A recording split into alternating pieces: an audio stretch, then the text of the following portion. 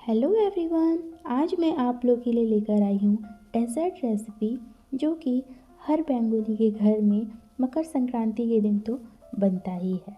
जो कि नए चावल के आटे से बहुत ही सुंदर, बहुत ही टेस्टी, बहुत ही यम्मी सा डिज़र्ट बनता है, जिसे पौष संक्रांति के दिन या जिसे मकर संक्रांति भी कहते हैं, लेकिन बंगाली लोग इसे पौष पार्वण और पीठे पार्वण के हिसाब से मनाते हैं।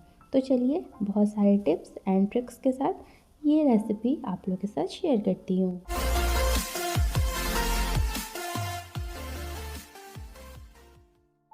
सबसे पहले हम यहाँ पर एक गुड़ की चाशनी बना लेंगे। तो इसके लिए यहाँ पर मैं 250 से 300 ग्राम गुड़ ली हूँ और इसे एक गर्म पैन में डालने के बाद इसमें थोड़ा सा ही मैं पानी यूज़ कर रही हूँ। तो यहाँ पर देख लीजिए कि इसे कंटिन्यूसली चलाते रहना है ताकि इसमें कोई भी लम्स ना रहे। और देख लीजिए ये चाशनी बनकर रेडी है। ये अभी बहुत ही थिन है, लेकिन जैसे जैसे ये ठंडा होता जाएगा वैसे ही थिक होता जाएगा। तो चलिए अभी इसे ठंडा करने के लिए सबसे पहले तो हम इसे निकाल कर रख देंगे। तो यहाँ पर मैं कोकोनट फिलिंग बनाने के लिए 2 कोकोनट को अच्छे से मैं ग्रेट कर चुकी हूँ एंड इसे अब हम एक पैन में डाल देंगे और इसके बाद हम 2 चम्मच घी का यूज़ कर रहे हैं। तो आप यहाँ पर घी भी यूज़ कर सकते हैं या तो फिर आप स्किप भी कर सकते हैं। एंड इसे हमें हल्का सा अभी भुनना है। हल्का सा इसमें कलर चेंजिंग जब हो जाएगा तब हम इसमें गुड़ का यूज़ करेंगे। आपको जितना मीठा खाना है आप उतना ले सकते हैं। तो यहाँ पर मैं 200 ग्राम गुड़ यूज़ कर रही हूँ एंड इसे अभी हम अच्छे से मिक्स कर लेंगे। इसके बाद हमें इसे 5 से 6 मिनट तक अच्छे से कुक कर लेना है। देन इसके बाद हम इसमें यूज़ करने वाले हैं मिल्क पाउडर। इससे इसका टेस्ट इन्हेंस होता है एंड ये थोड़ा थिक भी हो जाता है और ये टाइट नहीं होता है बिल्कुल भी। तो क्या है ना कि जब ये ठंडा हो जाता है ना तो ये टाइट होने लगता है। तो देख लीजिए कि यहाँ पर मैं कुटी हुई इलायची पाउडर डाल रही हूँ और इसे हमें अच्छे से मिक्स करने के बाद देख लीजिए यहाँ पर ये पैन से बिल्कुल अलग हो चुका है। इसका मतलब ये है कि ये रेडी हो चुका है। तो हम इसे निकाल लेंगे।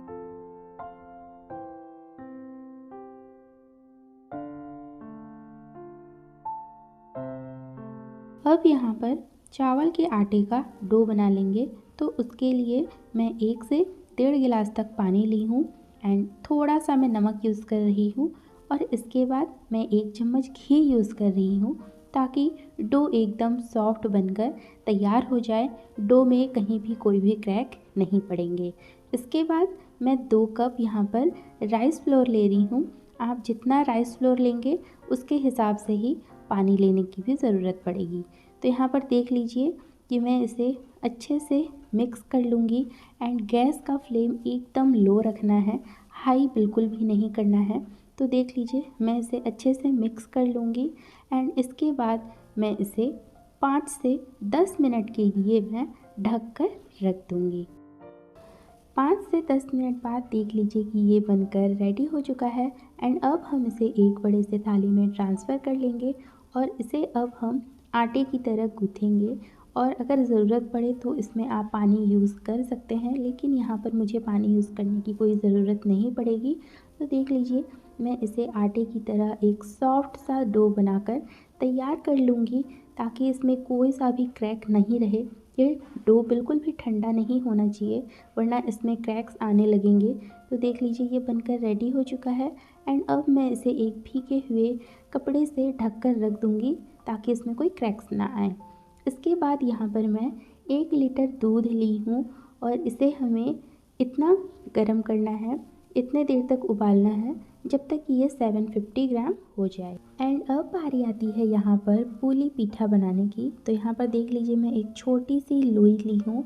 यहाँ पर मैं फर्स्ट टाइम बना रही हूँ इसलिए थोड़ा सा चावल का आटा इसमें लगा ली हूँ और इसे जैसे हम पराठा के लिए अंदर फिलिंग्स भरते हैं तो उसी प्रकार देख लीजिए मैं यहाँ पर एक कटोरी जैसे बना ली हूँ एंड जो मैं नारियल की फिलिंग्स बनाई थी तो उसको यहाँ पर भर दूँगी और इसे देख लीजिए कि मैं साइड से इसे मोड़ते जा रही हूँ और इसे आप किसी भी तरह का डिज़ाइन दे सकते हैं। और हाँ, इतना ध्यान रखना है कि ये एकदम बिल्कुल भी पतला नहीं होना चाहिए, वरना ये टूट कर बिखर जाएगा।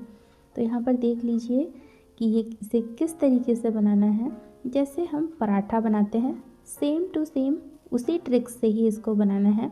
और देख लीजिए, ये मैं और एक डिज़ाइन बनाकर आप लोग को दिखा रही हूँ।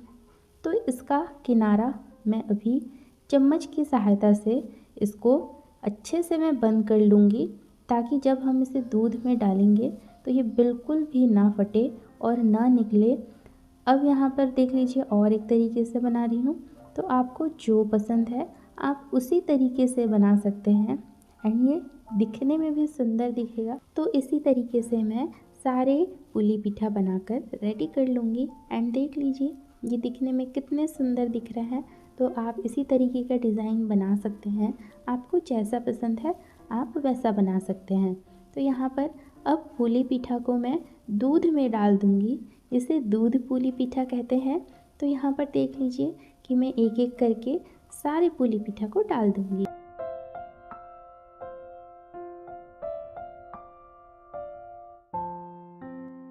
बहुत सारे लोगों की ये शिकायत होती है कि पीठा टूट जाता है। तो पीठा टूटने का एक कारण होता है कि इसे बहुत ज़ोर ज़ोर से हिलाते हैं। तो हमें ज़ोर ज़ोर से बिल्कुल भी नहीं चलाना है। यहाँ पर देख लीजिए, मैं कुटी हुई इलायची डाल दूँगी एंड साथ में ही मिल्क पाउडर यूज़ कर रही हूँ थोड़े से, ताकि ये थिक हो जाए एंड इसके टेस्ट में भी बिल्कुल भी चेंजेस आ जाते हैं और बहुत ही अच्छे लगते हैं। तो यहाँ पर देख लीजिए, अब मैं जो गुड़ की चाशनी बनाई थी उसे मैं यहाँ पर डाल दूँगी। और यहाँ पर मैं एक बात बोलना चाहूँगी कि बहुत समय ऐसा होता है कि गुड़ की चाशनी दूध में डालने के साथ ही दूध फट जाता है। तो उसके लिए हमें क्या करना है कि दूध को अलग से ही थोड़ा सा पहले उठाकर रख देंगे और गुड़ की चाशनी में मिलाकर देखेंगे। अगर दूध फट जाता है तो उस गुड़ को हम यूज़ नहीं कर सकते हैं। आप उसके जगह पे शुगर भी यूज़ कर सकते हैं, लेकिन गुड़ यूज़ करने से इसके टेस्ट में बहुत सारे चेंजेस आते हैं एंड खाने में ये बहुत अच्छा भी लगता है। और यहाँ पर मुझसे एक चीज़ स्किप हो गया है, जो कि मैं ग्रेटेड कोकोनट यूज़ की हूँ, वो मैं दिखाना भूल गई हूँ। तो 5 से 10 मिनट कुक करने के बाद देख लीजिए, यहाँ पर ये पूली पीठा बनकर रेडी हो चुका है। तो इसे दूध पूली पीठा भी बोलते हैं। तो यहाँ पर क्या है ना कि देख लीजिए, ये दिखने में कितना अच्छा लग रहा है एंड ये खाने में उतना ही ज़्यादा टेस्टी होता है एंड उतना ही ज़्यादा यम्मी लगता है।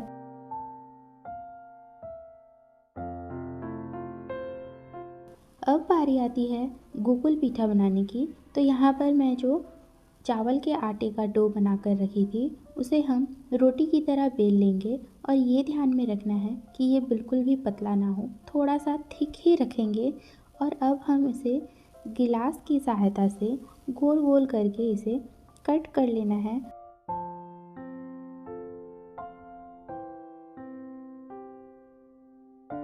इसी तरह से हम चावल के आटे के डो को ऐसे ही गोल गोल करके कट कर लेंगे। और यहाँ पर देख लीजिए, जो मैं नारियल के फिलिंग्स बनाई थी तो उसको मैं यहाँ पर लड्डू का शेप दे दी हूँ और चपटा भी कर ली हूँ।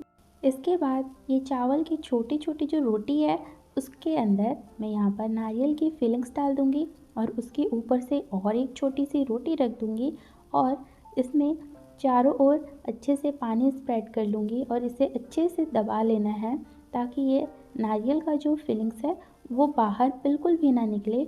और अब हम इसमें एक डिज़ाइन दे देंगे। तो इसे हमें चारों तरफ से अच्छे से हमें मोड़ते हुए जाना है, ताकि ये बिल्कुल भी ना निकले इसकी अंदर की फिलिंग्स। और यहाँ पर देख लीजिए कि ये बनकर रेडी हो चुका है। तो ऐसे ही करके हम एक एक करके सारे गोकुल पीठा को बनाकर तैयार कर लेंगे। गोकुल पीठा को बनाने के लिए सबसे पहले हमें इसे फ्राई करना पड़ता है। तो पूली पीठा और गोकुल पीठा में यही अंतर होता है कि पूली पीठा को हम डायरेक्ट मिल्क में ही डालते हैं और गोकुल पीठा को हम फ्राई कर लेते हैं, वरना ज़्यादा इसमें कोई डिफरेंस नहीं है। और जब हम इसे फ्राई करेंगे तो गैस का फ्लेम मीडियम टू हाई रखना है, लो बिल्कुल भी नहीं रखना है। लो रखेंगे तो जितना भी ऑयल होगा वो पीठा एब्जॉर्ब कर लेगा और खाने में बिल्कुल भी अच्छा नहीं लगेगा। तो यहाँ पर देख लीजिए कि मैं इसे सुनहरा सुनहरा कर ली हूँ। एंड इसके बाद हम और एक बैच डाल देंगे। तो देख लीजिए यहाँ पर ये फ्राई हो चुका है। तो यहाँ पर दूसरी बैच में डाल चुकी हूँ और इसे भी हम सेम प्रोसेस में ही फ्राई कर लेंगे।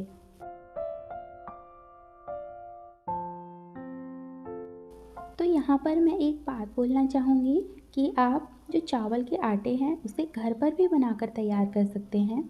चावल के आटे को पहले से ही भिगोकर रख देना है, देन उसके बाद वो सूख जाए तो उसे ग्राइंड कर लेना है और चावल का आटा बनकर तैयार हो जाता है। तो यहाँ पर देख ही सकते हैं कि ये जितना भी गोकुल पीठा है मैं सारे फ्राई कर चुकी हूँ।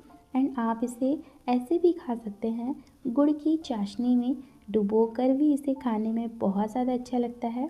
और सबसे ज़्यादा अच्छा लगता है खजूर के गुड़ से खाने में। तो देख लीजिए अब बारी आती है दूध गोकुल पीठा बनाने की। तो दूध गोकुल पीठा इसलिए बोलते हैं क्योंकि हम इसे दूध में डिप करते हैं। तो देख लीजिए मैं पहले जैसे पुली पीठा बनाई थी सेम उसी प्रोसेस में ही यहाँ पर मैं 1 लीटर दूध को 750 ग्राम कर ली हूँ। एंड अब फ्राई किया हुआ गोकुल पीठा को इसमें मैं एक एक करके डाल दूँगी और थोड़ा सा कुटा हुआ इलायची भी इसमें डाल दूँगी। और इसे हमें हल्के हाथों से ही चलाना है, तेज़ हाथों से बिल्कुल भी नहीं चलाना है वरना ये टूट जाएगा। पुली पीठा और गोकुल पीठा में डिफरेंस करने के लिए मैं यहाँ पर गोकुल पीठा में 2 चीज़ स्किप करने वाली हूँ, जो है grated coconut and powder milk.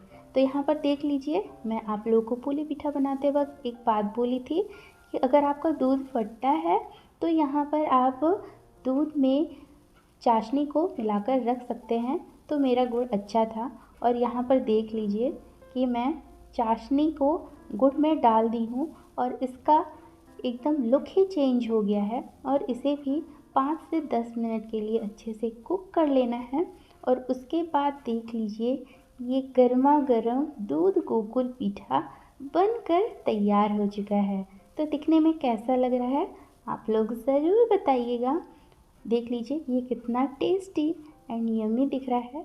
तो आप लोग भी बहुत आसान तरीके से किसी भी त्यौहार में, किसी भी फेस्टिवल में आप दूध गोकुल पीठा और दूध पुली पीठा बनाकर तैयार कर सकते हैं मेरे बताए हुए टिप्स एंड ट्रिक्स के साथ। और हाँ, लाइक शेयर सब्सक्राइब करना बिल्कुल भी मत भूलिएगा, साथ में बेल आइकन को भी प्रेस कर दीजिए।